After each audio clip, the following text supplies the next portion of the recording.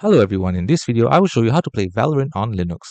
There are three main ways. First, dual boot Windows, most reliable.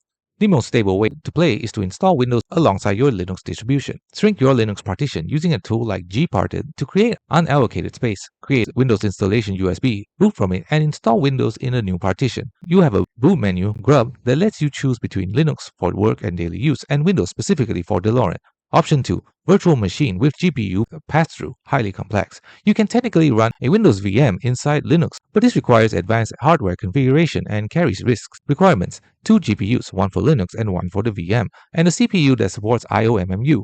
You must set up VFIO or GPU pass-through, so the VM has direct access to hardware. However, there is risk. Vanguard actively detects virtual environments. Even if you successfully spoof the VM to look like real hardware, Riot Games may patch these methods or issue account bans for bypassing security measures. Method 3. Cloud gaming services. If you have a fast internet connection, cloud gaming allows you to stream the game from Windows Server services. While some services like Shadow PC may support it, mainstream platforms like NVIDIA GeForce Now do not currently host Valorant due to Vanguard's deep system requirements. There is a downside. You will experience higher input latency, which is a major disadvantage in a competitive tactical shooter like Valorant. Thanks for watching. Don't forget to like and subscribe for more videos.